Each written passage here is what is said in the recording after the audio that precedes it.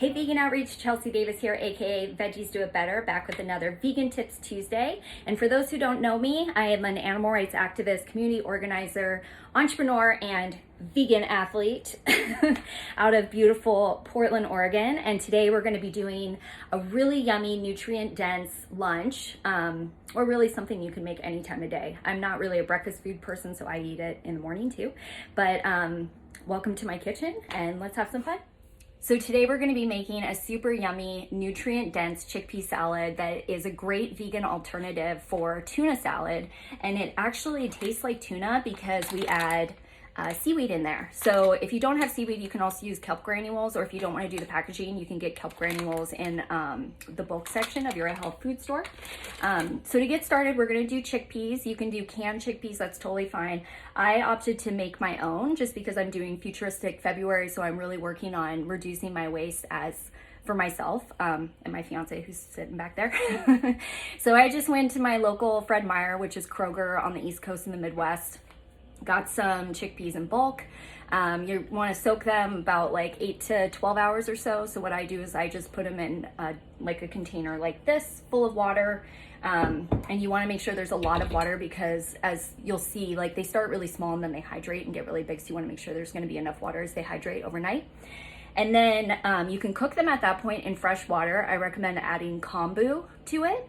Kombu is a kelp, and it helps to break down the enzymes in there that make them musical, I guess is the best way of saying it. Like, I don't know what that saying is, like, musical fruit, the more you eat. Yeah, the more you don't have to toot when you use the kelp. So anyways, yeah, so but what I do is I sprout them first before I cook them with the fresh water and the kombu.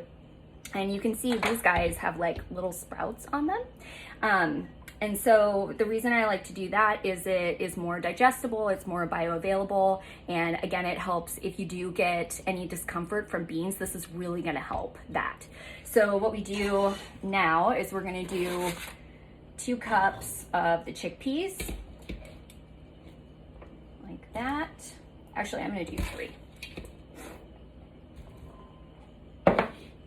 And then I use the masher. You can also use a food processor, and you can find them a lot of times at secondhand stores like Goodwill or thrift shops and things like that, really cheap. So I'm just gonna mash it up like this. And I actually prefer using the masher. Oh, you can see me flexing when I do this, yeah. It's a good arm workout. I prefer using the masher because sometimes with the Cuisinart, it gets a little too mashed up.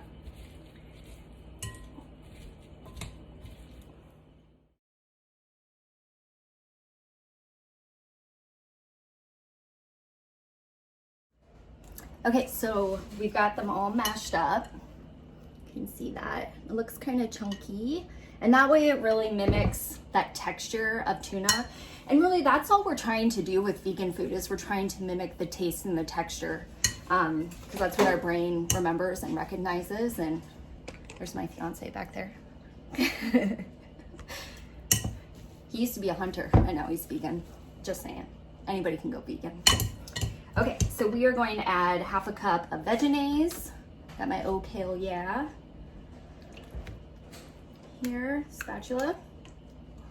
And I'm going to show you the container. So this is the Vegenaise. It's by Follow Your Heart. It's available in most grocery stores. You can also use just mayo, or even Best Foods came out with a vegan one. So you can find mayo like in Walmart, vegan mayo in Walmart and all sorts of places now. So we did that. I did about 1/3 cup of chopped dill pickles, or you could use relish too. And that one was from Trader Joe's, their organic one. Put that in there. I did well, that's well over 1/4 cup, but I like a lot of onion. So that's chopped red onion in there. And then I'm gonna do some garlic powder here. And I have garlic powder on one side, and then pickle juice on the other side. Put those in. And then yellow mustard to give it that tang. And I'm also putting in a tablespoon of organic olive oil because it just makes it taste a little bit fattier, which again helps with the taste to be similar to tuna, because tuna is kind of fatty. Like that.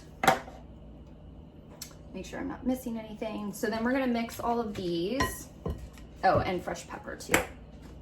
Pepper.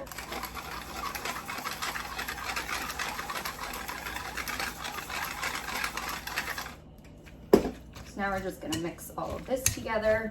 And then we're gonna put in the super awesome ingredient, the seaweed. And again, you can do kelp granules, you can do sheets of seaweed. Like if you make sushi at home, you can do that too. And I actually have what that looks like. So like this, it comes in big sheets. Or I had these left over and they're roasted, so it tastes really good. So see, I've got it all mixed up in here like that. And you can play around with this too. Like my fiance, he really likes chopped olives in his, so you can do that to make it a little bit saltier, or you can put more spices in. It's really like a personal preference. So now that this is all mixed in, then we're gonna put a lot of this in there. And what I do is I just crush it up like this and try to get it as small as possible. It's definitely not a clean process, but it's a tasty result. That's what is important. So like that. And seaweed is so good for you. It's rich in omega-3s. Like people ask all the time, like, well, I take fish oil for my omega-3s. And I'm like, where do you think the fish get the omega-3s? They get it from algae and seaweed. So this is really great. It also has it's 1/8 of a teaspoon of kelp. Gives you your daily allotment of iodine, which is really important for thyroid function and things like that. So there we go. All set. So now I'm gonna put it on. I like to do it as like a tuna melt. You can make a sandwich, you can do it on a bagel, you can just eat it plain, of course. I like to put it on this flatbread, or I do like a gluten-free bread or something like that. And then I'll put some of the Daiya shredded cheese, cheddar cheese on there. It's so good. And I'll melt it and then I'll put tomato on there. So I will show you my final product now.